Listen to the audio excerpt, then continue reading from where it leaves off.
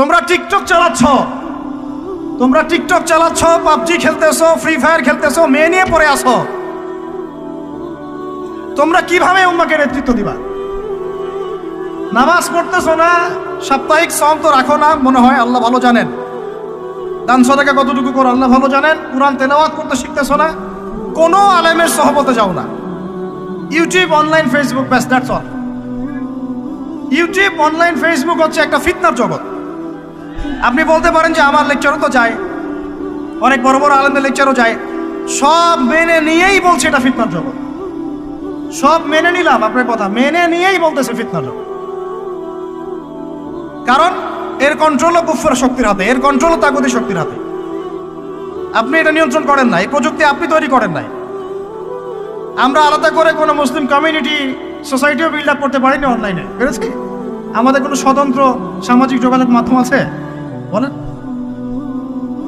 ওমর ইবনে খাত্তাবের মতো একজন স্বাধীন মানুষ দেন।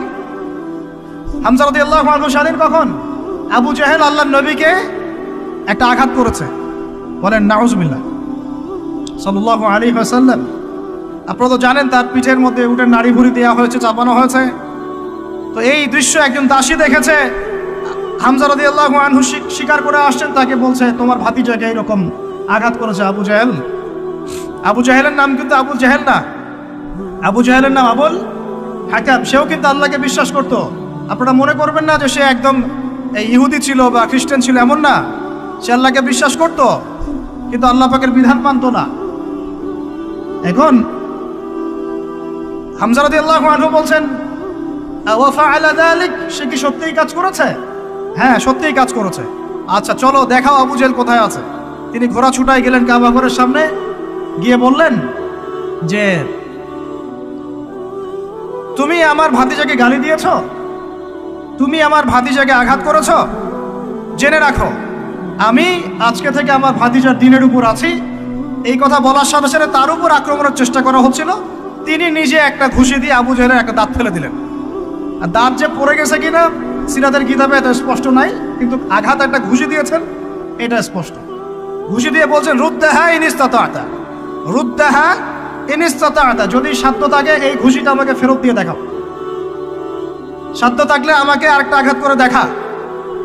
আকুলু মা ইয়াকুল, আমি তাই বলি যে আমার ভাতিজা বলে। শাহিদতু আল্লা ইলাহা ইল্লাল্লাহ ওয়া আন্না মুহাম্মাদান আবদুহু ওয়া রাসূলুহু, আমি সাক্ষ্য দিচ্ছি বা দিলাম আল্লাহ ছাড়া কোনো ইলাহ নাই, মুহাম্মদ আমার ভাতিজা আল্লাহর রাসূল। তোর সাধ্য থাকলে আমাকে ঠেকা। এরকম জেনারেশন দিতে পারবেন? আপনার ছেলেটা কি এরকম? আপনার ভাইরা কি এরকম? এই আমাদের মায়েরা তাদের সন্তান কি এরকম? যে মেয়েদেরকে ঘরে নিয়ে আসছেন, এই মেয়েগুলাও কি সুমাইয়ার মতো? উম্মে আমারা একজন নারী সাহাবী, উম্মে আমারা উহুদের যুদ্ধে চতুর্দিক থেকে আল্লাহ নবীকে আক্রমণ করা হচ্ছে, তিনি একাই তীর ছুটছেন। মহিলা সাহাবী, নারী সাহাবী। আমাদের নারী মেহেদি দেয় বসে বসে, তাও বয়ফ্রেন্ডের জন্য। আমাদের নারীরা ঘরে বসে বসে মেহেদি দেয়, পার্লারে যায় বয়ফ্রেন্ডের জন্য। আর উম্মে আমারা রাদিয়াল্লাহু আনহা, তাদের মতো সাহাবীরা জীবন দেন রাসূলের জন্য। স্বাধীনতা এই যে তারা স্বাধীন, আল্লাহর দাসত্বের অধীনে তারা কাউকে পরোয়া করতেন না। তখন উম্মাহ ছিল স্বাধীন। আর কি, আর কার কয়জনের কথা বলবো আপনাদেরকে? মুসআব বিন উমাইর, বিখ্যাত সাহাবী, তরুণ সাহাবী, দায়ী মানুষ, এত দামি পারফিউম ইউজ করতেন, এটা এখনকার লাখ টাকা কোটি টাকার দাম হবে। বিত্তশালী পরিবারের, এই যে বিত্তশালী পরিবারের সন্তানরা শোনেন, আপনারা তো বাইক দাবড়ায় বেড়ান, গাড়ি ড্রাইভ করে বেড়ান, মাঝখানে অ্যাক্সিডেন্ট করে দেন, কেসও খান না, বাপের টাকা আছে পার পেয়ে যান, ইয়াবা খান, তারপরে গিয়ে মেয়ে নিয়ে ফুর্তি করেন। জেনা নিত্য নৈমিত্তিক ব্যাপার। একটা মেয়েকে পিছনে ওঠান, 7 দিন ঘোরেন, আবার চেঞ্জ করেন, 7 দিন পর আরেকটা নেন। মুসআব বিন উমাইরও ধনীর সন্তান ছিলেন, ধনীর দুলাল। যখন ইসলাম এসেছে, কুরআন এসেছে, শুনেছেন, তিনি ইসলাম কবুল করেছেন। মা সম্পত্তি থেকে বঞ্চিত করেছে, তাকে চাটাইয়ের মধ্যে জড়িয়ে নিচে আগুন দেওয়া হতো, ধোঁয়া দেওয়া হতো, আযাব দেওয়া হতো পারিবারিকভাবে।